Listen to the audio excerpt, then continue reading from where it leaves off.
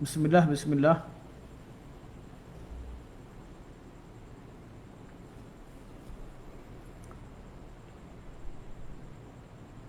Assalamualaikum warahmatullahi wabarakatuh.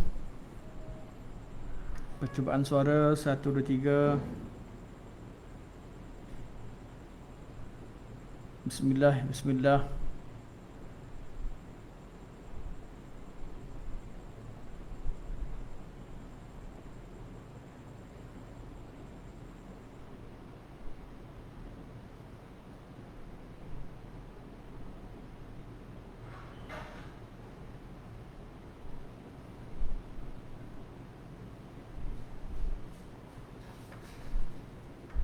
Okey.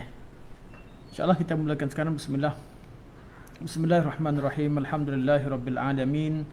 Nahmadullah ta'ala wa nashkuruh wa nusalli wa nusallimu ala sayyidina Muhammadin alladhi ballagha ar-risalah wa adda al-amanah wa nasaha al-ummah hatta atahu al-yaqin wa ala alihi wa sahbihi ajma'in. Subhanaka la ilma lana illa ma 'allamtana innaka antal alimul hakim. Rabbi syrah li sadri wa yassir li amri wahlul 'uqdatam min lisani yafqahu qawli. Amma ba'd. Fa inna asdaqal hadits kitabullah wa khairal hadi hadi Muhammadin sallallahu alaihi wasallam wa syarrul umuri muhdatsatuha wa kullu muhdatsatin bid'ah wa kullu bid'atin dhalalah wa kullu dhalalatin finnar. Thumma amma ba'd. Pertamanya, marilah kita merafakkan setinggi-tinggi kesyukuran ke hadrat Allah Subhanahu wa taala kerana dengan limpah dan kurnianya kelas kita pada malam ini dapat kita adakan walaupun sedikit kelewatan, namun semoga Allah Subhanahu wa taala jadikan di sebalik kelewatan itu ada kebaikan, insya-Allah. Terima kasih kepada Puan Rohani Mahyudin yang memberikan salam. Waalaikumsalam warahmatullahi wabarakatuh. Terima kasih kepada saudara Abu Talha yang bagi bagian komen sound clear, dan semoga di tempat lain juga clear, insya-Allah. Hari ini insya-Allah kelas kita menyambung bacaan kita membaca kitab Makanatus Sunnah An-Nabawiyah, kedudukan sunnah Nabi sallallahu alaihi wasallam, karangan Dr. Umar bin Muslih Al-Husaini hafizahullah. Dan kita tiba di muka surat 226, iaitu membincangkan tentang dalil-dalil al-adillatu ala syumulis sunnah li ahkamiddin. Bukti-bukti, dalil-dalil yang menunjukkan bahawa sunnah Nabi SAW itu menerangkan hukum-hukum agama dalam segala aspeknya, iaitu sunnah Nabi SAW perlu dirujuk untuk mengetahui hukum agama dalam semua masalah. Mukadimah tentang tajuk ini telah kita bincangkan pada minggu lepas, dan kita dah baca satu muka surat awal, iaitu pada muka surat 225. Hari ini kita masuk pada bukti-bukti. Kita telah katakan bahawa ilmu agama ini tidak boleh lekang daripada sunnah Nabi SAW. Semua tempat, semua bab dalam perbincangan agama ini perlu kita merujuk kepada sunnah Nabi SAW. Kerana agama ini tidak lain tidak bukan ialah apa yang terkandung dalam Al-Quran dan sunnah Rasulullah SAW. Daripada dua sumber inilah datangnya agama yang disyariatkan kepada kita, untuk disyariatkan untuk manusia untuk amalkannya. Okey, buktinya apa? Bahawa sunnah ini merangkumi segala aspek dalam agama ini. Bukti pertama, qala Allah Ta'ala, Allah Subhanahu wa taala bersabda. Allah Subhanahu wa taala berfirman, "Al-yawma akmaltu lakum dinakum wa atmamtu 'alaykum ni'mati wa raditu lakum al-Islam madina." Allah berfirman, pada hari ini, iaitu pada hari diturunkan ayat ini, hari Arafah tahun yang ke-10 Hijriah, ketika Nabi SAW melakukan ibadah Hajjatul Wida', iaitu pada hari Jumaat pada 9 Zulhijjah. al-yawma, pada hari ini, akmaltu lakum, aku telah sempurnakan bagimu, dinakum, aku telah sempurnakan bagi kalian, dinakum, agama kalian, wa atmamtu alaikum, dan ku telah sempurnakan untuk kalian, ni'mati, nikmat-nikmatku, wa raditu lakumul islam madina, dan aku telah redha Islam itu sebagai agama kalian. Dalam ayat ini Allah sebut al-yauma akmaltu lakum dinakum, pada hari ini, iaitu pada hari Hajjatul Wida', pada hari ke-9 Zulhijjah daripada tahun yang ke-10, iaitu detik-detik akhir dalam kehidupan Nabi SAW. Allah telah sempurnakan agama ini. Daripada ayat ini, ulama berpandangan bahawa tidak ada sebarang hukum hakam yang baru diturunkan. Tidak ada sebarang usul-usul agama yang berkaitan dengan akidah yang diturunkan selepasnya. Semua usul agama dan furu'nya telah pun sempurna diterangkan sebelumnya. Manakala ayat-ayat dan juga hukum hakam, ayat-ayat dan juga hadis-hadis Nabi SAW selepas daripada peristiwa ini, kebanyakan hanya berbentuk mau'izah, berbentuk peringatan, atau mengulang kembali apa yang telah diajarkan sebelumnya. Selepas pada Hajjatul Wida', sempurnalah ibadah, sempurnalah hukum hakam agama. Allah telah sempurnakan pada hari tersebut. Maka tidak ada sebarang usul pun yang tertinggal. Termasuklah dakwaan golongan Syiah yang menjadikan usul agama mereka adalah imamah, iaitu mereka berhujah dengan hadis Ghadir Khum ketika Nabi SAW pulang daripada Hajjatul Wida' pada hari ke-18. Ketika Nabi SAW pulang daripada Hajjatul Wida' sampai di satu tempat Khum. Tempat Khum iaitu berdekatan dengan Juhfah. Di sana Nabi SAW berkata-kata. Kata-kata Nabi berpesan kepada berpegang kepada Al-Quran dan Sunnah Rasulullah SAW, dan Nabi berpesan untuk melakukan kebaikan terhadap ahli bait Nabi SAW, terhadap sanak keluarga Nabi, terhadap keluarga Nabi SAW. Cuma dalam riwayat palsu yang dibawa oleh Syiah mengatakan bahawa di sana juga Nabi SAW mewasiatkan supaya dijadikan Ali sebagai khalifah selepas baginda SAW. Kalaulah kita katakan bahawa Syiah mendakwa demikian, iaitu kerana Syiah menegakkan wilayah itu sebagai, iaitu menjadikan imam ataupun melantik imam mesti melalui wasiat daripada Nabi SAW, dan Khalifah Abu Bakar tidak sah, Umar dan Uthman tidak sah, kerana mereka telah menolak usul agama. Kerana pada mereka rukun Islam yang kelima bagi mereka ialah al-wilayah, dan rukun iman yang kelima bagi mereka ialah al-imamah, iaitu wajib beriman dengan imam-imam. Kalau begitu dan mereka jadikan itu sebagai usul dalam rukun Islam dan usul rukun iman, kita katakan bahawa apa yang kalian kata itu dusta kerana bertentangan dengan ayat ini. Kerana Allah kata al-yauma akmaltu lakum, pada hari ini telah sempurna.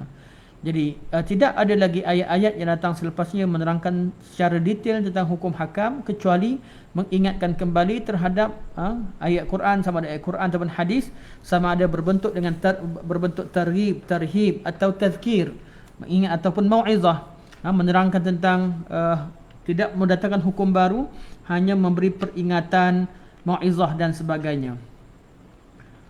Okey. Al-yawma akmaltu lakum dinakum, pada hari ini kami sempurnakan agama kamu.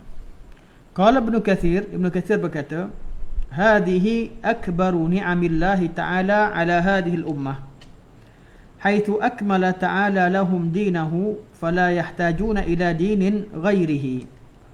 Ini adalah nikmat yang paling besar yang Allah Subhanahu wa taala kurniakan kepada umat ini. Apabila Allah Subhanahu wa taala telah sempurnakan agamanya, maka mereka tidak perlu merujuk kepada mana-mana agama lain. Ini yang specialnya teragama Islam, tidak perlu merujuk kepada mana-mana agama lain. Kalau ada orang yang datang bawakan hujah-hujah daripada Alkitab, daripada kitab Bible, dan kata bertentangan Quran, kita katakan kami tak perlukan keterangan Bible untuk memahami Al-Quranul Karim. Kalau ada orang bawa mana-mana buku sains, sains kuno atau mana-mana fakta mengatakan bahawa mesti Quran difahami berdasarkan kepada apa yang kami bawa, kita kata kami tak perlu. Kerana agama ini telah sempurna sumbernya, telah sempurna kefahamannya. Sumbernya iaitu Al-Quran dan Sunnah, pengisbatannya sempurna, dan juga sempurna kefahamannya. Apa yang diperlukan untuk difahami oleh umat ini, Nabi telah sampaikan dan mereka telah faham. Sebab tu Allah kata, Allah sempurnakan agama dan Allah sempurnakan nikmat ke atas kalian. Antara nikmatnya adalah nikmat kefahaman agama Allah Subhanahu wa taala. Jadi agama ini secara sumbernya Quran dan Sunnah, saya sumbernya sempurna, dan kefahaman terhadap agama itu juga sempurna. Kefahaman terhadap adalah pun sempurna. Maka tidak perlu kepada rujukan yang lain. Sama ada rujukan itu daripada agama lain ataupun daripada mana-mana sumber lain seperti sumber-sumber falsafah. Kerana yang biasa membincangkan tentang persoalan agama ini, kalau tidak orang yang beragama, ialah orang yang berpemikiran dengan fikiran falsafah. Kedua-duanya tidak diperlukan dalam memahami ayat Al-Quranul Karim. Wala ila nabiyyin ghairi nabiyyihim salawatullahi wassalamuhu alaih. Apabila agama sempurna, maka tak perlu kepada rujukan agama yang lain. Apabila agama sempurna, maka tidak perlu kepada mana-mana nabi selain daripada nabi yang telah diutuskan kepada mereka. Walihadza ja'alahu Allah Ta'ala khatamal anbiya. Oleh kerana itulah Allah Subhanahu wa taala menjadikan Nabi Muhammad sallallahu alaihi wasallam sebagai penutup segala nabi. Kenapa nabi sebagai penutup? Sebab tak perlu kepada nabi yang lain. Kalau syariat-syariat terdahulu setelah Nabi itu diwafatkan, ajaran tadi tidak dipelihara. Ajaran mungkin belum sempurna yang perlu disempurnakan oleh Nabi selepasnya, atau ajaran yang telah sempurna pada bahagian tertentu telah diubah sehingga perlukan kepada datang seorang Nabi yang lain untuk menerangkan hukum-hukum Allah Subhanahu wa taala. Namun agama ini Allah jadikan sumbernya sempurna, kefahamannya sempurna sampai ke hari kiamat. Maka tidak perlu kepada mana-mana kitab lain untuk menerangkan maknanya, tidak juga perlu kepada mana-mana nabi lain untuk melengkapkan sunnah Nabi sallallahu alaihi wasallam. Wa ba'athahu ilal insi wal jin. Manusia, kenapa Nabi sallallahu alaihi wasallam ajaran yang dibawa oleh Nabi sempurna? Kerana Allah jadikan sempurna dan Allah jadikan Nabi sebagai penutup segala Nabi. Dan tidak perlu juga kepada mana-mana Nabi di kalangan jin, sebab Nabi juga diutuskan kepada jin. Wa ba'athahu ilal insi wal jin. Allah utuskan Nabi kepada manusia dan jin. Fala halala illa ma ahallah. Maka tidak ada satu hukum yang boleh dikatakan halal kecuali apa yang telah dihalalkan oleh Rasulullah sallallahu alaihi wasallam. Wala harama illa ma harramah. Dan tidak ada suatu perkara yang haram kecuali apa yang telah dihukumkan sebagai haram oleh Rasulullah sallallahu alaihi wasallam. Wala dina illa ma syara'ah. Dan tidak ada satu agama kecuali apa yang disyariatkan oleh Rasulullah sallallahu alaihi wasallam. Kullu syai'in akhbara bihi fahuwa haqqun wa sidqun. Tiap segala sesuatu telah diberitakan oleh baginda sallallahu alaihi wasallam, dan apa yang diberitakan itu adalah haqqun, benar, wa sidqun, juga benar. Hak kembali kepada hakikat satu perkara itu benar, sidqun kembali kepada Nabi sallallahu alaihi wasallam yang berkata dengan kata benar. La kadhiba fi, tidak ada sebarang kedustaan di sana. wala khulfa, dan tidak ada yang tertinggal. Kama qala ta'ala, sebagaimana Allah Subhanahu wa taala berfirman, wa tammat kalimatu rabbika sidqan wa adla, dan telah sempurnalah kalimah-kalimah Tuhanmu dengan sidqan wa adla, iaitu benar dalam berita-beritanya, sempurna segala berita yang disampaikan, wa adla, dan adil, maka sempurnalah keadilan, sempurna berita dengan kebenarannya, sempurna segala hukum, perintah dan larangan Allah itu pada dengan adil. Sidqan, benar, fil akhbar, terhadap berita-beritanya. Semua berita Al-Quran telah sempurna. Semua berita-berita yang diperlukan oleh manusia telah sempurna, sama ada melalui Al-Quran secara langsung atau melalui keterangan Nabi SAW. Dan semua hukum hakam telah diturunkan dengan penuh keadilan, sama ada melalui Al-Quran atau sunnah Rasulullah SAW. Wal ayatu fiha bayanun kamaluddin. Ayat ini menerangkan tentang sempurnanya agama ini. Wa kamaluhu, dan sempurnanya agama ini, bi kamali masadirihi allati yu'khadhu minha wa hiya al-kitab wa sunnah. Wa hiya al-kitab wa sunnah. Dan sempurnanya agama ini dengan sempurnanya sumber-sumber yang diambil darinya, iaitu Alkitab wa Sunnah. Sempurnanya agama kerana sempurna sumbernya. Kerana agama tidak dapat dikenali kecuali melalui sumbernya. Sempurnanya sempurnanya buah-buahan kerana sempurnanya pokoknya. Sumbernya, pokok yang tidak berkualiti tidak mengeluarkan buah yang kualiti. Sumber agama yang ada pada umat Islam, Al-Quran dan Sunnah, sumber yang paling sempurna, malah tidak ada kekurangan padanya, sumber yang sempurna secara mutlak. Maka hukum hakam yang terkandung dalam juga sempurna, kerana sumber ini telah dipelihara oleh Allah Subhanahu wa taala. Ini ayat yang pertama, iaitu Allah sempurnakan agama, yang menunjukkan bahawa tidak perlukan pada agama yang lain. Tidak perlukan kepada Allah sempurnakan nikmat kepada kita dengan pengutusan Nabi SAW, tidak perlukan kepada Nabi yang lain. Sama ada bangsa mana sekalipun, semuanya bergantung kepada ajaran yang dibawa oleh Rasulullah SAW. Sama ada jin atau manusia, semuanya bergantung kepada ajaran yang dibawa oleh Rasulullah SAW. Jadi ini dalil pertama menunjukkan bahawa sunnah itu menerangkan tentang hukum agama secara keseluruhannya, kerana tidak ada hukum hakam yang disebutkan dalam agama ini kecuali melalui lidah Nabi SAW. Yang kedua, dalil kedua, wa qala azza wa jal, dan Allah azza wa jal berfirman, wa nazzalna 'alaikal kitaba tibyanan likulli syai' wa hudaw wa rahmatan wa bushra lil muslimin. Allah berfirman, wa nazzalna 'alaikal kitab, dan telah kami turunkan kepada kamu wahai Muhammad al-kitab, tibyanan likulli syai', suatu keterangan terhadap segala perkara, wa hudaw wa rahmatan wa bushra lil muslimin, dan kitab tersebut sebagai petunjuk, rahmat dan berita gembira bagi kaum muslimin. Qala Tabari, Al-Imam Tabari berkata, nazzala alayka ya Muhammad hadzal Qur'ana bayanan likulli ma bin nasi ilaihi hajatun min ma'rifatil halali wal harami wal thawabi wal iqab.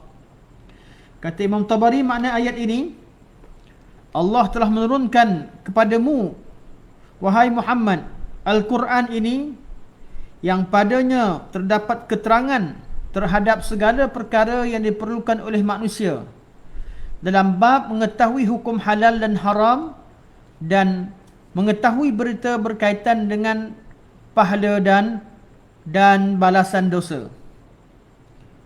Ayat ini telah diguna pakai oleh golongan anti hadis untuk menolak sunnah Nabi SAW. Ayat ini juga digunakan oleh ulama hadis untuk menerangkan tentang kewajipan berpegang teguh tentang sunnah Nabi SAW. Bezanya kat mana? Ulama hadis dan juga ulama ahli sunnah wal jamaah, mereka baca ayat ini, kefahaman mereka sempurna dan kefahaman mereka sama seperti fahaman salafun salih, seperti fahaman yang diajarkan oleh Rasulullah sallallahu alaihi wasallam. Manakala golongan anti hadis, mereka hanya membaca ayat ini bertujuan untuk mencari makna yang bersesuaian dengan pemikiran mereka. Apa yang mereka pakai? Mereka kata Allah sebut wa nazzalna 'alaikal kitaba tibyanan likulli syai'. Dan kami turunkan kepada kamu Alkitab sebagai keterangan segala sesuatu. Bila mereka kata, kalau Allah SWT sebut bahawa tibyanan likulli syai', kitab ini menerangkan segala sesuatu, mereka kata maka tidak perlukan kepada sunnah. Sebab apa? Sebab mereka cuma cari makna yang bersesuaian dengan ibadaah yang mereka bawa.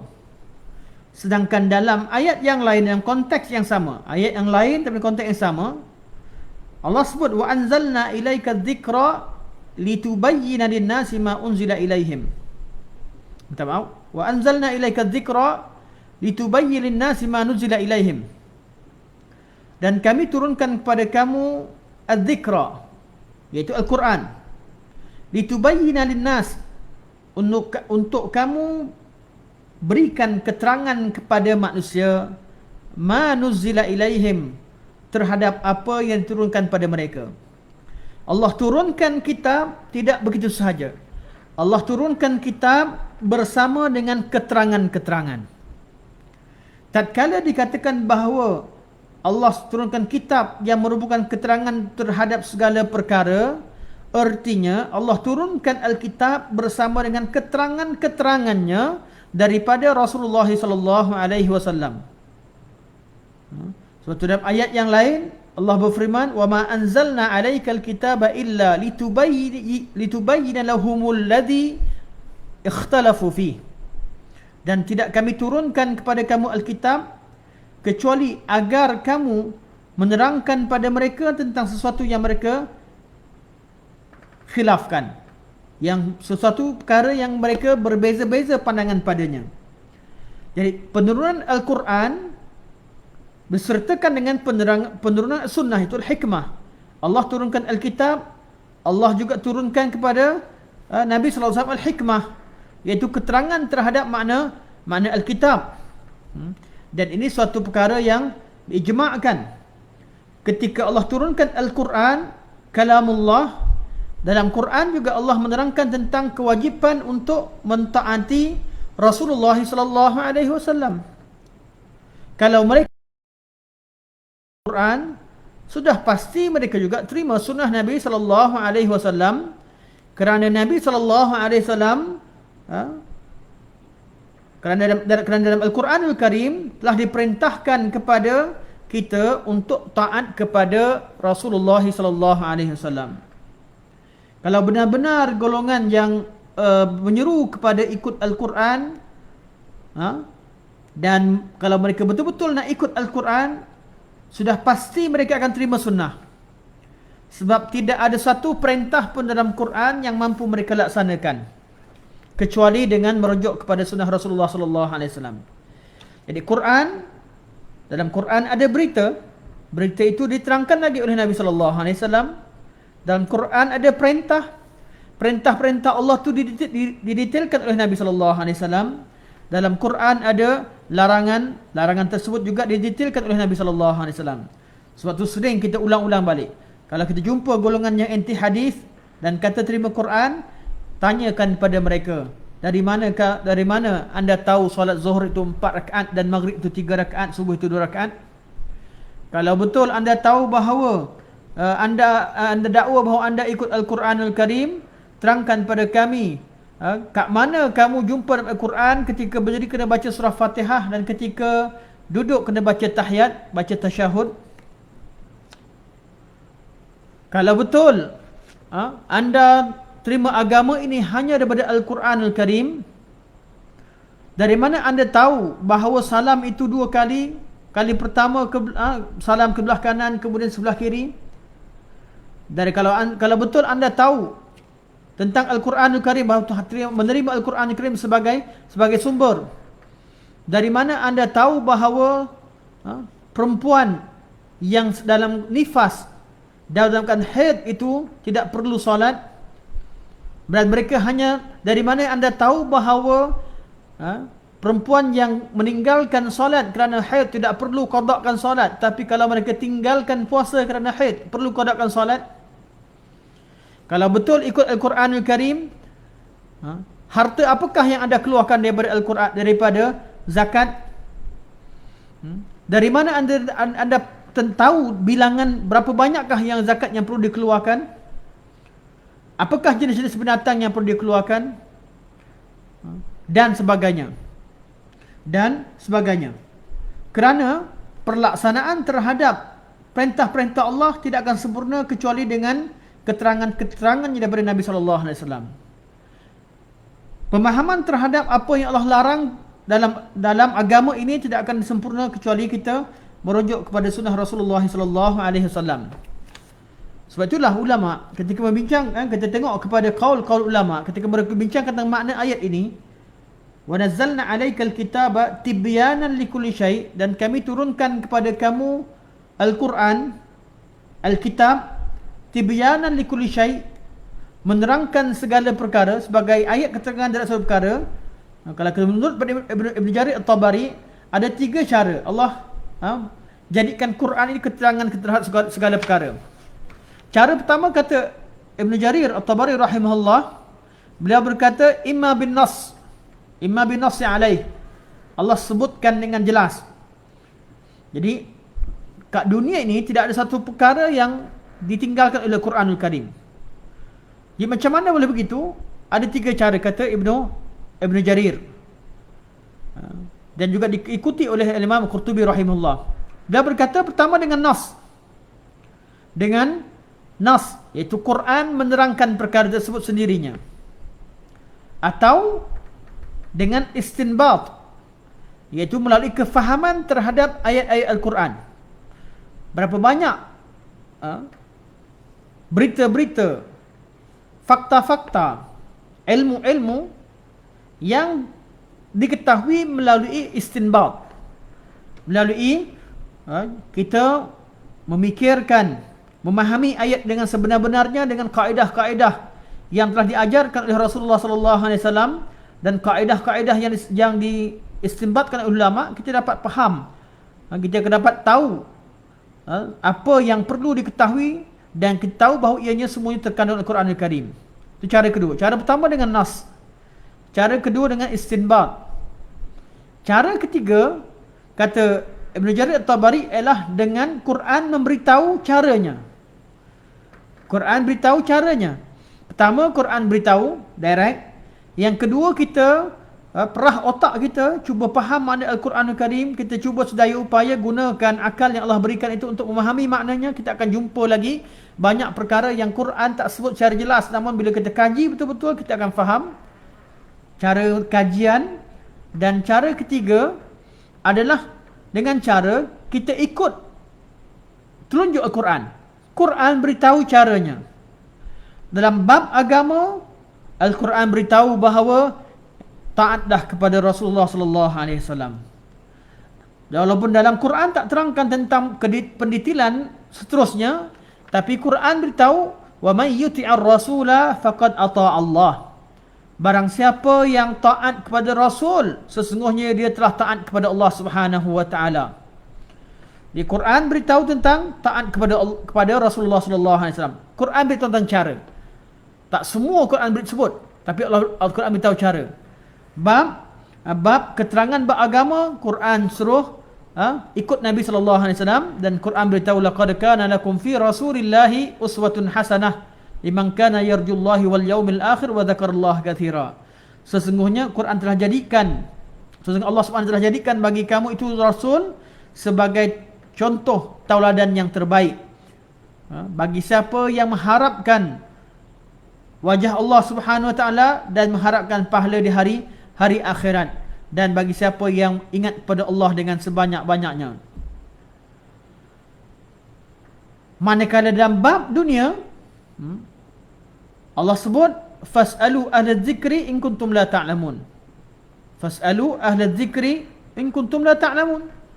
Tanyalah orang yang ahlinya dalam satu perkara, ahli zikri, tanyalah kepada orang yang tahu sekiranya kamu tidak tahu. Jadi ada ilmu yang Quran terangkan secara direct, ada ilmu yang kita ambil daripada keterangan Nabi sallallahu alaihi wasallam berkaitan dengan halal dan haram dan makna Al-Quranul Karim. Ada ilmu yang kita ambil daripada orang-orang alim, itu ilmu-ilmu berkaitan dengan bidang-bidang yang lain. Dan itulah yang Quran perintahkan. Itu juga perkara yang sama yang Nabi sallallahu alaihi wasallam terangkan. Tatkala Nabi sallallahu alaihi wasallam datang ke Madinah Munawwarah, Nabi sampai di Madinah, Nabi nampak orang ahli Madinah melakukan satu perkara yang Nabi tak biasa nampak kat Mekah Al-Mukarramah, berkaitan dengan cara mereka menjaga pokok kurma. Di Mekah kurang pokok kurma, di Madinah tanah pertanian, banyak pokok kurma, dan ahli Madinah mereka buat ada satu amalan yang tak biasa Nabi nampak, iaitu mereka buat liqahun nakhal, iaitu mereka kahwinkan kurma jantan dengan kurma betina.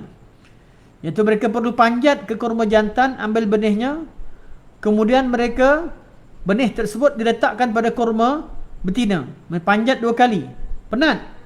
Dan Nabi nampak, bila Nabi nampak orang Madinah tiap-tiap kali pada bulan 4, bulan 5 lebih kurang pada musim bunga atau bulan 3, mereka sibuk untuk pergi ke pohon kurma yang jantan untuk ambil benihnya dan dikahwinkan dengan kurma betina, dengan pokok kurma betina. Oleh kerana sifat Nabi SAW yang rahmat dan kasihan kepada umatnya, Nabi SAW pun memberikan pandangan. Nabi pandangan, kan lebih baik tak payah susah. Lau annakum taraktum hadha, lebih baik, rasanya lebih baik kalau kamu tak payah panjat-panjat, biarlah pokok itu berbuah sendiri. Nabi rasakan bahawa perkara itu tidak ada manfaatnya. Setelah dibiarkan, sahabat-sahabat bila dengar Nabi berkata begitu, sahabat menyangkakan bahawa itu adalah wahyu daripada Allah Subhanahu wa taala. Maka mereka pun tinggalkan amalan tersebut, iaitu tidak menghawinkan kurma jantan dengan kurma betina. Sehingga ketika pada musim panas, itu musim tuai kurma, didapati bahawa kurma di Madinah ketika itu hasilnya tidak elok. Banyak yang kecut, ada yang rosak, dan banyak pokok yang tak berbuah. Nabi SAW tanyakan perkara itu kepada sahabat, dan sahabat berkata, sesungguhnya kami meninggalkan perbuatan menghawinkan kurma jantan dan kurma betina menyebabkan pohon tidak jadi. Apa Nabi kata? Antum a'lamu bi umuri dunyakum. Bab urusan dunia kalian lebih mengetahuinya. Jadi Al-Quran suruh tanya kepada ahli zikri.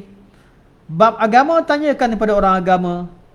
Bab keselamatan tanyakan kepada orang bidang keselamatan. Dalam bab kedoktoran dan bab perubatan tanyakan kepada doktor-doktor. Dalam bab apa sekalipun ada ahlinya, Quran arahkan kepada demikian. Dan Nabi SAW terangkan bahawa bab agama taatlah kepada Nabi SAW. Bab dunia, kalian lebih mengetahui tentang urusan dunia kalian. Dan inilah dia makna ayat wa nazzalna 'alaikal kitaba tibyanan likulli syai'. Allah turunkan Al-Quran itu menerangkan segala perkara. Tidak bererti segala perkara kecil dan besar disebutkan Al-Quran Al-Karim. Sebab itu kalau kita gabungkan qaul ulama dalam bab ini, kita dapati bahawa Quran ini menerangkan tentang segala perkara. Pertama sekali kerana Quran naskan. Yang kedua, Al-Quranul Karim dapat difahami melalui istinbat. Yang ketiga, iaitu melalui kefahaman. Yang ketiga, Quran menerangkan jalannya, iaitu jalan pertama bab agama ikut kepada sunnah Rasulullah SAW. Dan dalam bab dunia, carilah ahli ilmu, ahli zikir, pakar-pakar dalam bidang-bidang tertentu, tanyakan pada mereka. Dan ada cara seterusnya Quran menerangkan tentang kaedah-kaedah umum. Dalam banyak-banyak ayat yang disebutkan sebagai al-qawaidul kulliyah, formula-formula umum yang boleh digunakan pakai dalam agama ini. Sama ada dalam bab usul tasyri', ataupun dalam bab-bab fiqh, diterangkan dalam Al-Quranul Karim dan diterangkan juga dalam hadis Nabi sallallahu alaihi wasallam, sehingga dengan kaedah-kaedah umum ini dapat dijadikan sebagai asas untuk kita jadikan perkara tersebut sebagai asas untuk kita memahami hukum baru melalui kaedah qiyas. Suatu dalil kita Al-Quran, Sunnah, Ijma', Qiyas. Dan inilah makna Quran menerangkan segala perkara. Dalil ketiga, an Abi Dzar radhiyallahu anhu qala beliau telah berkata, tarakana Rasulullah sallallahu alaihi wasallam wa ma ta'irun yuqallibu janahaihi fil hawa'i illa wa huwa yadhkuru lana minhu ilma. Rasulullah sallallahu alaihi wasallam telah meninggalkan kita dalam keadaan tidak ada seekor burung yang terbang di udara dengan kedua kepaknya kecuali Nabi sallallahu alaihi wasallam menerangkan kepada kita tentang ilmunya. Ini satu perumpamaan yang dipakai oleh orang Arab. Bila dikatakan tidak ada satu burung pun yang terbang dengan kedua kepaknya di udara kecuali Nabi terangkan, artinya semua perkara, bukan sahaja yang ada di atas muka bumi ini, malah yang sedang bergerak dan kecil bergerak di udara ke mana sekalipun, Nabi SAW menerangkannya. Bukan bermakna difokuskan kepada erti burung tersebut, makna burung tersebut. Walaupun memang Nabi terangkan bahawa burung ini, dalam Quran diterangkan tentang burung ini salah satu daripada umat, salah satu daripada makhluk Allah Subhanahu Wa Taala, ada ilmu padanya. Namun hadis ini, kata-kata Abu Dzar ini lebih kepada menerangkan makna bahawa segala perkara tidak ada yang tertinggal. Segala perkara semuanya telah diterangkan oleh Nabi sallallahu alaihi wasallam. Ini kata Abu Dzarrin. Kemudian beliau berkata, faqala Rasulullah sallallahu alaihi wasallam, dan maka Nabi sallallahu alaihi wasallam bersabda. Jadi Abu Dzarrin berkata dengan kata-katanya tadi, tidak ada satu ekor, Nabi SAW terangkan kita, Nabi sallallahu alaihi wasallam meninggalkan kita, wafat meninggalkan kita, tidak ada satu ekor burung pun yang terbang kecuali Nabi terangkan ilmu tentangnya. Bermakna apa? Bermakna seperti hadis Nabi sallallahu alaihi wasallam. Sebab tu kata Abu Dzarrin selepas kata beliau tadi, beliau sambung, faqala Rasulullah sallallahu alaihi wasallam, maka Nabi sallallahu alaihi wasallam bersabda, ma baqiya syai'un yuqarribu minal jannati wa yuba'idu minan nari illa wa qad buyyina lakum. Tidak berbaki sesuatu pun yang dapat mendekatkan kalian dengan syurga dan menjauhkan kalian dari neraka kecuali telah diterangkan kepada kalian. Ini makna kata-kata Abu Dzarrin tadi, iaitu tidak ada seekor burung tu, maksudnya semua perkara. Tidak ada suatu urusan yang boleh mendekatkan kita ke syurga kecuali Nabi telah terangkan, dan tidak ada suatu perkara yang boleh jauhkan kita daripada neraka, Nabi telah terangkan dalam Al-Quranul Karim. Dan yang keempat, an Abi Hurairah radhiyallahu anhu qala Rasulullah sallallahu alaihi wasallam, inni qad taraktu fikum syai'ain lan tadillu ba'dihima kitabullahi wa sunnati wa lan yatafarraqa hatta yarida alayya al-haud, akhrajahu al-Hakim. Daripada Abu Hurairah radhiyallahu anhu, beliau berkata, Rasulullah sallallahu alaihi wasallam telah bersabda, inni qad taraktu fikum syai'ain, sesungguhnya aku telah tinggalkan untuk kalian dua perkara. Lan tadhillu ba'dihima, kalian takkan sesat selepas kalian memiliki keduanya. Kitabullah wa sunnati, kitabullah dan sunnahku. Wa la yatafarraqa, dan kedua ini tidak akan berpisah, iaitu saling perlu memerlukan, saling melengkapkan dan saling bersama untuk memberikan petunjuk kepada umat ini, hatta yarida alayyal haud, sehingga kedua-dua ini datang di al-haud, datang kepadaku pada hari adanya telaga. Pada hari telagaku, iaitu pada hari ketika di penghujung mahsyar. Artinya kitabullah dan sunnah Rasulullah SAW tidak boleh dipisahkan. Kedua-dua ini memberi petunjuk pada manusia sejak daripada dunia sehingga mereka meninggal, dan kedua-duanya dijadikan sebagai hujah, dan kedua-duanya membimbing manusia, iaitu pahala dengan mengikuti kedua-duanya. Kita sangat memerlukan kepada kita bersunnah, dan kedua ini tidak berpisah, sehinggalah kita dihukumkan di hujung mahsyar, iaitu kita dapat syafaat Nabi, dapat minum haud, dapat minum air telaga Nabi SAW. Apabila kita dapat minum air telaga, sudah jelaslah bahawa telah dihukumkan kepada kita sebagai ahli syurga. Jadi Al-Quran dan Sunnah itu bersama. Al-Quran dan Sunnah itu saling kuat menguatkan dan bersama, sehinggalah kita masuk syurga Allah Subhanahu wa taala. An Ibn Mas'ud, hadis yang dalil yang kelima. An Ibn Mas'ud radhiyallahu anhu anna Rasulullah sallallahu alaihi wasallam qala, daripada Ibn Mas'ud bahawa Rasulullah sallallahu alaihi wasallam bersabda, laisa min amalin yuqarribu minal jannati illa qad amartukum bih. Tidak ada satu amalan yang boleh mendekatkan kalian dengan syurga kecuali aku telah perintahkan pada kalian. Wala amalin yuqarribu minan nari illa qad nahaitukum anhu. Dan tidak ada satu amalan yang boleh mendekatkan kalian dengan neraka kecuali aku telah larang kalian untuk melakukannya. Akhrajahu Ibn Abi Syaibah, disebutkan dan diriwayatkan oleh Ibn Abi Syaibah rahimahullah. Hadis ini menerangkan bahawa segala perkara yang diperlukan telah diterangkan oleh Nabi SAW, dan kesemua hadis dan ayat Quran yang kita bacakan tadi merupakan dalil tentang pengharaman bid'ah, kerana segala perkara yang diperlukan untuk dekatkan kita ke syurga Allah Subhanahu wa taala telah diterangkan oleh Rasulullah sallallahu alaihi wasallam, maka kita tidak perlu kepada keterangan yang lain. Dan segala amalan yang boleh mendekatkan kita kepada Allah Subhanahu wa taala dan balasan syurganya telah diterangkan oleh Rasulullah sallallahu alaihi wasallam. Hadis yang keenam, hadis Salman radhiyallahu anhu. Qila lahu, ada orang berkata kepada Salman di kalangan orang-orang kafir, laqad 'allamakum nabiyyukum kulla shay'in hatta al-khara'ah.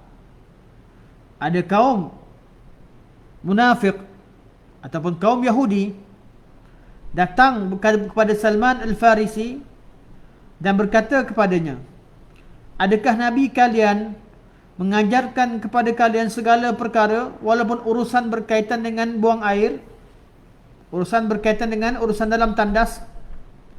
Iaitu mereka tanya dalam keadaan untuk memperolok-olokkan. Qala Salman jawab, ajal, ya.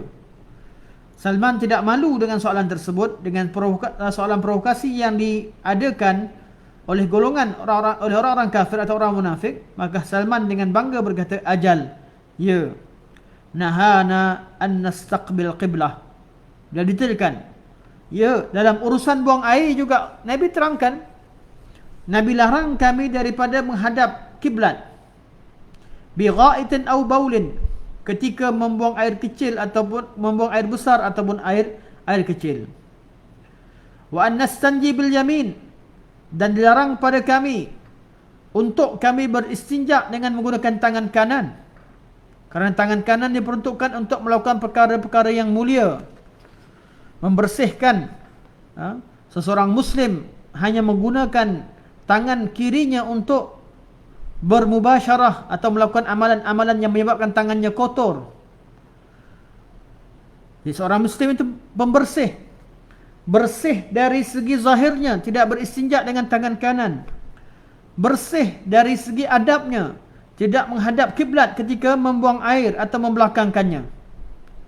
Dan inilah pelajaran yang diajarkan oleh Sayyidina Salman radhiyallahu anhu tentang kesempurnaan kesempurnaan sunnah Nabi sallallahu alaihi wasallam. Nabi menerangkan segala perkara, termasuk urusan sekecil-kecilnya perlu dirujuk kepada Rasulullah sallallahu alaihi wasallam, dan jangan kita merasa malu dengan sunnah Nabi sallallahu alaihi wasallam.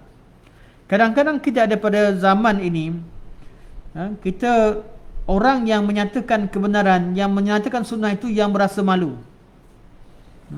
Sampai pada musim-musim tertentu yang mana telah tersebar bid'ah padanya, ramai orang yang ingin berkata dan bercakap tentang sunnah Nabi yang merasa takut dan malu, kerana masyarakat umum telah meletakkan suatu keadaan bahawa bid'ah itu yang diagungkan, dan orang yang bercakap tentang sunnah Nabi SAW akan dipandang serong. Dan ini berlaku tiap-tiap keadaan.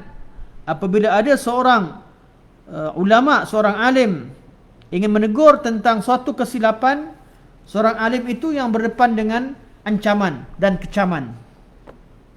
Sepatutnya ketika kita menyampaikan sunnah Nabi SAW, kita perlu berbangga. Kalaulah orang yang melakukan kesalahan tidak takut dengan kesalahannya dan tidak malu dengan kesalahan yang mereka zahirkan, kenapa perlu malu menyatakan kebenaran yang diajarkan oleh Rasulullah SAW? Syaratnya, pastikan apa yang kita sampaikan adalah suatu perkara yang benar. Kalau yang kita sampaikan itu merupakan sunnah Nabi SAW, dan sunnah Nabi merupakan wahyu, dan wahyu itu adalah kalamullah, Allah pasti akan pelihara kita. Dan jangan takut untuk sampaikan kebenaran, walau di mana sekalipun. Syaratnya mesti disampaikan dengan cara yang dikehendaki oleh Allah Subhanahu wa taala, dengan cara yang diajarkan oleh Rasulullah sallallahu alaihi wasallam. Ini juga menunjukkan bahawa hadis Nabi sallallahu alaihi wasallam merangkumi segala perkara.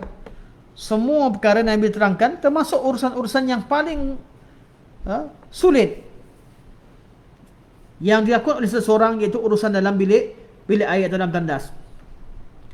Hadis yang ketujuh, dalil yang ketujuh, Wan Abi Dzar radhiyallahu anhu, dan dari Abi Dzar radhiyallahu anhu, mohon maaf dari hadis ke-6 dari hadis Salman.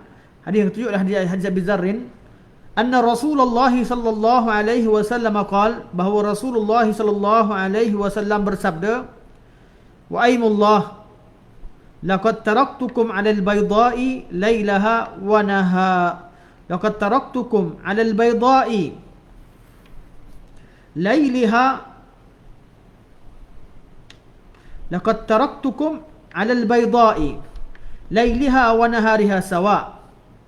Demi Allah, telah aku tinggalkan untuk kalian agama yang bersih, putih dan jelas, siangnya dan malamnya adalah sama. Tidak perlu kepada suluhan yang lain. Suatu urusan yang jelas, yang dapat dilihat dengan jelas pada waktu malam atau waktu siang. Ibn Qayyim rahimahullah berkata, qala Ibn Qayyim fi bayani syumuli sunnah. Ibn Qayyim dalam menerangkan tentang makna kesyumulan sunnah, iaitu kesempurnaan sunnah ini, itu sunnah yang menerangkan tentang segala perkara. Kata beliau, waqad tuwfiya Rasulullah sallallahu alaihi wasallam wa ma ta'irun yuqallibu janahihi fis samai illa dzakara lil ummati minhu ilma. Dan Nabi sallallahu alaihi wasallam ketika Nabi diwafatkan, tidak ada satu perkara pun yang ditinggalkan oleh Nabi sallallahu alaihi wasallam kecuali Nabi menerangkan ilmu tentangnya. Termasuklah urusan berkaitan dengan seekor burung yang terbang di langit. Maknanya itu tidak tinggalkan segala sesuatu. Dan saya terus bagian makna terus apa yang disebutkan sini. Dan Nabi mengajarkan kepada umatnya segala sesuatu, sehingga adab-adab ketika takhalli, iaitu ketika membuang air, wa adabul jima', adab ketika bersama dengan isteri, wan naum, adab tidur, wal qiyam, adab ketika berdiri, wal qu'ud, adab ketika duduk, wal akli, adab ketika makan, adab ketika minum, adab ketika berkenderaan, adab ketika singgah, an-nuzul, singgah di suatu tempat. Nabi terangkan, bila naik kenderaan Nabi ajarkan adab dan doanya. doa naik kenderaan. Ketika turun dan singgah satu tempat, Nabi ajarkan doanya. A'udzu bikalimatillahi tammati min syarri ma khalaq. Ketika bermusafir, Nabi ajarkan doanya dan adab-adabnya. Ketika tinggal wal iqamah, ketika tinggal di satu tempat, Nabi ajarkan cara untuk tinggal satu tempat. Nabi ajarkan cara di mana perlu senyap, wasumta wal kalama, di mana perlu senyap, di mana perlu bercakap, di mana perlu asingkan diri dan diamkan diri, bila waktu perlu bergaul, wal khultah. Ini semua kata Ibnu Qayyim rahimahullah, saya terjemahkan. Dan Nabi terangkan adab-adab untuk jadi sebagai orang kaya, adab-adab sekiranya kita ni sebagai orang miskin, fakir, adab-adab dan juga urusan yang berkaitan dengan waktu sihat, waktu sakit, dan semua hukum berkaitan dengan hidup ataupun mati. Nabi juga menerangkan pada kita tentang sifat-sifat arasy Allah Subhanahu wa taala, tentang sifat-sifat kursi, sifat-sifat malaikat, tentang jin, neraka, syurga, hari kiamat dan segala berita-berita berkaitan dengan kiamat. Sehingga seolah-olah kita dapat melihat perkara ini dengan mata kepala kita. Selain daripada itu, Nabi juga menerangkan kepada kita tentang Allah Subhanahu wa taala sebagai Tuhan yang Maha Esa. Dan keterangan Nabi itu keterangan yang paling sempurna, sehingga seolah-olah kita melihat Allah Subhanahu wa taala dengan mata kepala kita sendiri. Sebab itulah agama Islam ini terbahagi kepada, ini syarahan saya, kata Ibnu Qayyim, sehingga seolah-olah mereka melihat Allah Subhanahu wa taala dengan mata mereka. Kerana sifat yang sempurna yang telah diterangkan oleh Nabi sallallahu alaihi wasallam tentang Allah Subhanahu wa taala. Okey, kenapa dikatakan kenal Allah sehingga nampak seolah-olah melihat Allah? Sebab agama ini terbahagi kepada level seorang beragama, terbahagi kepada tiga martabat. Martabat Islam, iaitu orang yang beramal taat kepada Allah Subhanahu wa taala seperti mana yang diperintahkan, tinggalkan apa yang Allah larang seperti mana yang dilarang, seperti mana yang terkandung dalam larangan-larangan. Ini orang Islam. Semua orang Islam wajib taat kepada Allah, iaitu buat apa yang disuruh, tinggal apa yang dilarang. Ini mana Islam. Orang Islam yang lebih sempurna keislamannya apabila mereka memahami dan mencari dalil berkaitan dengan kenapa Allah Subhanahu wa taala memerintahkan dan kenapa Allah melarang, apakah dalil-dalilnya. Jadi mereka beramal dengan ilmu, mereka beramal dengan kefahaman, sehingga level mereka mencapai tahap keimanan. Solat mereka bukan sekadar ikut, tapi solat mereka penuh kefahaman. Mereka faham bacaan-bacaan solat, mereka faham kenapa mereka berdiri, kenapa mereka rokok, kenapa mereka sujud. Mulut mereka mengagungkan Allah Subhana Rabbiyal Azim. Mulut mereka tunduk, mulut mereka berkata Subhana Rabbiyal A'la. Perbuatan juga mentakzimkan Allah dengan melakukan rokok. Perbuatan juga mentakzimkan Allah dengan melakukan sujud. Hati mereka juga mentakzimkan Allah. Hati mereka juga bersujud kepada Allah. Ini orang yang beriman. Mereka faham segala gerak-geri dalam solat mereka. Mereka faham tentang hukum halal dan haram. Mereka faham tentang segala perkara yang tuntut. Level mereka lebih tinggi daripada level orang yang pertama yang sekadar ikut tanpa kefahaman. Ini level yang kedua, level Islam. Oleh kerana kefahaman yang sempurna tadi, makin dekat kita bila kita faham agama ni, ikut sunnah Nabi SAW, makin kita faham dan kita baca hadis, makin lama kita akan dapati satu seolah-olah kita melihat Allah Subhanahu Wa Taala. Ketika kita melakukan ketaatan dengan kefahaman yang diajarkan oleh Rasulullah, iaitu baca hadis dengan sempurna, faham hadis secara sempurna, faham hadis seperti yang dimaksudkan, faham hadis dengan mengikut maqasid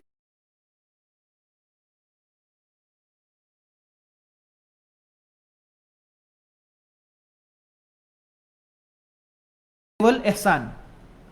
Atau seolah-olah bila kita dengar keterangan Nabi sallallahu alaihi wasallam, kita taat pada Allah dengan mengikut sunnah Rasulullah sallallahu alaihi wasallam,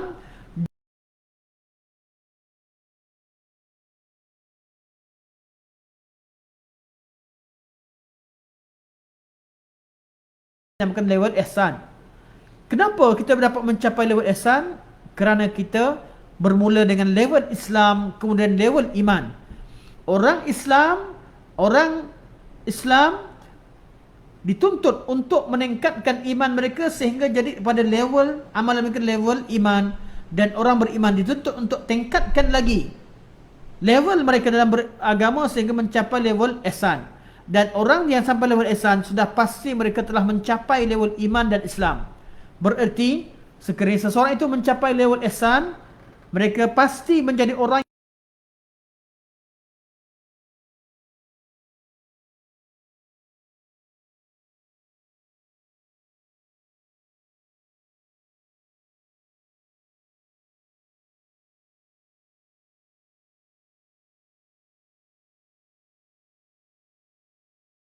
bab-bab adab, kemudian dalam bab perkara-perkara ghaib yang perlu diketahui berkaitan dengan arash, kursi, malaikat, jin.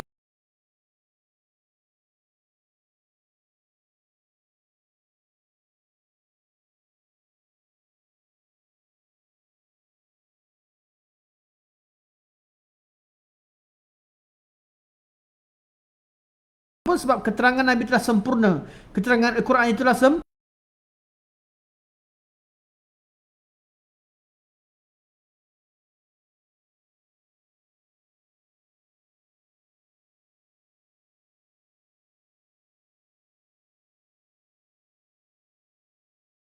Rasulullah sallallahu alaihi wasallam dalam keterangan tersebut.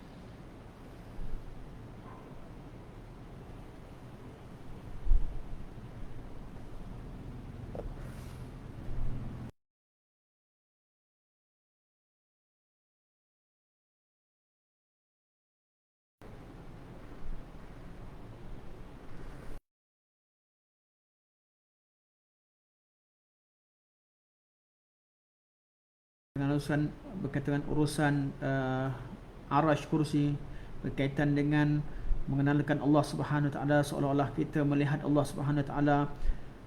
Nabi juga menerangkan tentang kisah-kisah rasul-rasul bersama dengan umatnya. Ada umat yang mendapat keberkatan daripada rasul mereka, ada umat yang diazab oleh Allah Subhanahu Wa Taala, seolah-olah kita hidup di zaman mereka. Nabi juga menerangkan tentang segala jalan kebaikan dan segala jalan keburukan secara sedetail-detailnya. Nabi juga menerangkan tentang apa yang berlaku ketika kematian dan apa yang akan berlaku setelah berkematian, iaitu ketika di alam barzakh. Nabi juga menerangkan tentang azab-azab kubur. Nabi menerangkan tentang adab-adab, menerangkan tentang azab-azab yang berlaku ke atas roh dan juga atas badan, yang mana keterangan-keterangan ini tidak pernah diterangkan oleh Nabi sebelumnya. Nabi juga telah menerangkan kepada umatnya tentang dalil-dalil berkaitan dengan tauhid, berkaitan dengan nubuwah, kenabian, dalil-dalil berkaitan hari kiamat. Dan Nabi juga kalau kita buka hadis Nabi sallallahu alaihi wasallam, dapati bahawa dalam hadis Nabi telah menolak segala kesesatan yang wujud di atas muka bumi ini, yang ada pada ahli kufri wad dalal, pada ahli kufur dan ahli yang sesat. Kumpulan semua agama kufur telah ditolak dalam hadis Nabi sallallahu alaihi wasallam. Segala kesesatan yang ada di dunia ini telah ditolak dalam hadis Nabi sallallahu alaihi wasallam, telah diterangkan dalam hadis Nabi sallallahu alaihi wasallam. Dan kecualilah bagi orang-orang yang ilmunya tidak sampai, bagi orang yang mempelajari dengan sebenar-benarnya hadis Nabi sallallahu alaihi wasallam, sunnah Nabi sallallahu alaihi wasallam, pasti mereka dapati bahawa agama ini telah sempurna. Nabi juga telah menerangkan tentang cara-cara peperangan dan cara-cara berdepan dengan musuh, cara-cara untuk mendapatkan kemenangan, cara-cara untuk menguasai musuh. Kalaulah kita mengkaji dengan sebenar-benarnya, pasti kita akan temukan ilmu-ilmu yang penting tersebut. Dan begitu juga Nabi SAW telah menerangkan tentang tipu daya iblis. dan jalan-jalan bagaimana dan cara-cara iblis untuk sesatkan manusia, dan bagaimana cara untuk kita untuk berlindung daripada kesesatan iblis dan daripada godaan-godaannya, sehingga kita tidak perlukan kepada keterangan yang lain daripada Rasulullah sallallahu alaihi wasallam. Begitu juga Nabi sallallahu alaihi wasallam telah menerangkan kepada kita tentang urusan-urusan berkaitan jiwa kita, apa yang berlaku dalam hati kita, berkaitan dengan sifat-sifat jiwa, berkaitan dengan kehendak-kehendak jiwa, berkaitan dengan kekurangan-kekurangan jiwa, sehingga tidak perlu kepada selain keterangan Nabi sallallahu alaihi wasallam. Nabi juga telah menerangkan kepada kita tentang segala urusan kehidupan kita. Kalau kita pelajarinya dan mengamalkannya, sudah pasti urusan dunia kita akan menjadi lebih baik. Dan secara keseluruhannya, Nabi SAW telah menerangkan tentang segala kebaikan dunia dan kebaikan akhirat dengan sejelas-jelasnya. Maka tidak perlu lagi seseorang yang kenal Allah melalui sunnah Rasulullah SAW kepada sebarang keterangan yang lain. Dan di sinilah dia, kata Syekh, bagaimanakah dapat orang menyangka bahawa syariah yang sangat sempurna ini, yang mana tidak ada di dunia ini satu syariat yang seumpama dengannya, ada orang mendakwa bahawa syariat ini perlukan kepada dasar-dasar yang lain untuk melengkapkannya. Bagaimana kalau ada orang kenal sunnah Nabi dengan sempurna, kaji hadis Nabi dengan sempurna, dan mengetahui tentang kesempurnaan dan kesyumulannya, tiba-tiba berani mendakwa bahawa sunnah Nabi SAW itu perlu kepada keterangan yang lain, perlu kepada undang-undang yang lain, perlu kepada dasar yang lain yang untuk memicu pemahaman terhadap sunnah, atau perlu kepada qiyas ataupun hakikat atau makul selain daripada yang terkandung dalam sunnah, seperti ilmu mantik dan sebagainya. Dan kata Ibn Qayyim lagi,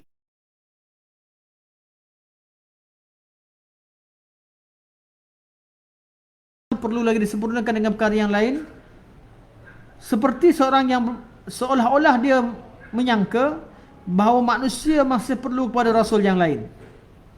Kalau ada orang masih sangka bahawa hadis sunnah Nabi SAW sebelum sempurna, seolah-olah dia menyangka bahawa dunia ini masih perlukan kepada seorang Rasul selepas Nabi SAW.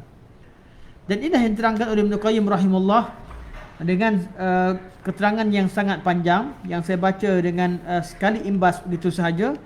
Dan beliau menerangkan bahawa inilah dia agama Islam, agama yang sempurna, dan agama inilah agama yang kita telah berjanji telah memegang janji terhadap Nabi kita dan berjanji untuk berpegang teguh dengannya ketika berdepan dengan Allah Subhanahu wa taala, iaitu dengan kalimah la ilaha illallah dan Muhammadur Rasulullah.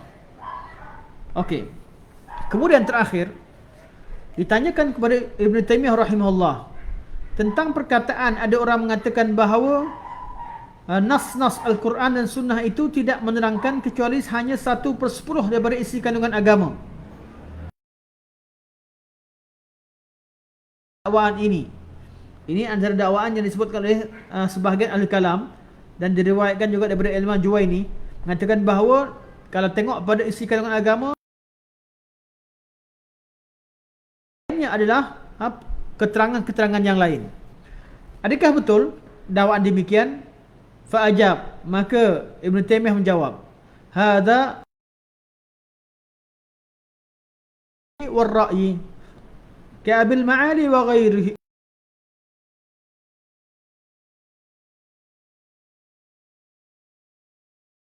Dan ahli ra'yi, orang yang mengutamakan pandangannya dan lain-lainnya, dan pandangan ini khata'. Manakala yang betul adalah alladhi alaihi jumhuru a'immatul muslimin, iaitu pandangan yang dipegang oleh pandangan jumhur, anna al-ibad, sesungguhnya dalil-dalil dan nusus-nusus Al-Quran dan Sunnah itu melengkapi kebanyakan hukum-hukum agama atau keseluruhannya. Betul kata Syekh, wafiyatun bi jumhuri ahkami af'ali ibad. Hukum agama, nas-nas Al-Quran dan Sunnah itu sudah pun lengkap, sempurna menerangkan sebahagian besar daripada hukum-hukum Islam Iaitu wa minhum may yaqul, dan sebahagian lain mengatakan innaha wafiyah bi jami'i dzalik. Nas Al-Quran dan Sunnah itu bukan sekadar menerangkan tentang kebanyakan, malah keseluruhan hukum agama Allah Subhanahu wa taala. Dan kata Syekh, wa innama ankarahu man ankarahu li'annahu lam yafham ma'ani an-nusus al-'ammah allati hiya aqwalullah wa rasulihi wa shumul hiya aqwalullah. Kerana ada orang yang mengingkarinya kerana mereka tidak faham tentang makna-makna nas yang umum, yang iaitu kata-kata Allah dan Rasulullah sallallahu alaihi wasallam, dan kesempurnaannya dalam menerangkan hukum-hukum agama.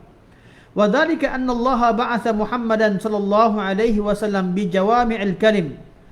Kenapa kita kata agama ini sempurna dan semua sekali tidak terangkan? Sebab Allah Subhanahu wa taala telah mengutuskan Nabi sallallahu alaihi wasallam dengan satu jawami'ul kalim, iaitu Nabi bercakap dengan kata-kata yang bermakna dan padat isi kandungannya. Fayatakallamu bil kalimatil jami'ah al-'ammah. Nabi bercakap dengan kalimah yang jami', yang mengandungi makna yang padat, al-'ammah, yang merangkumi segala aspek, allati hiya qadiyah kulliyah wa qa'idah 'ammah tatanawalu anwa'an katsirah, iaitu satu perkataan Nabi itu mengandungi satu kaedah umum yang merangkumi segala perkara dan bab yang banyak. Wa tilkal anwa' tatanawalu a'yanan la tuhsa, fa bihadzal wajh takunu an-nusus muhitatan bi ahkam af'al ibad. Dan kaedah yang umum itu mengandungi pecahan-pecahan yang banyak yang tak dapat dihitung kerana perkataan Nabi yang sempurna tersebut. Dan begitulah dapat diketahui bahawa nas-nas daripada Al-Quran dan Sunnah itu merangkumi segala hukum hakam berkaitan dengan urusan-urusan hukum hakam, urusan-urusan syariat yang disyariatkan kepada hamba Allah Subhanahu wa taala. Ini secara ringkas apa yang disebutkan oleh Syekhul Islam Ibn Taimiyah rahimahullah dalam. Dan sunnah Nabi sallallahu alaihi wasallam juga sempurna untuk menerangkan segala perkara yang diperlukan dan tidak perlu.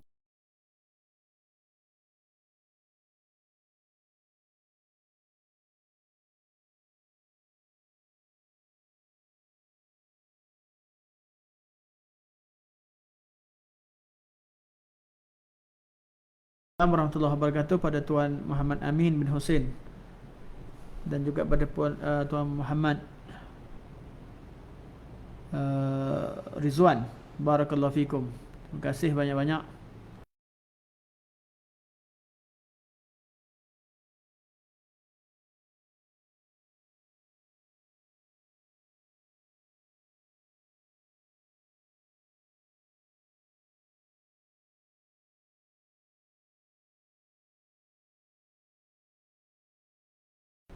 Saya tak perasan adanya soalan, hanya komen-komen. Dan di video kedua kita ni juga tidak ada sebarang soalan nampaknya, hanya komen dan salam. Barakallahu fikum. Waalaikumsalam warahmatullahi wabarakatuh. Terima kasih pada yang komen. Ya, itu saja. Jadi kita tutup majlis kita pada malam ini dengan kafaratul majlis. Subhanakallahumma wa bihamdika asyhadu an la ilaha illa anta astaghfiruka wa atubu ilaik. Wa sallallahu ala sayyidina Muhammad wa ala alihi wa sahbihi wa baraka wa sallam. Assalamualaikum warahmatullahi wabarakatuh.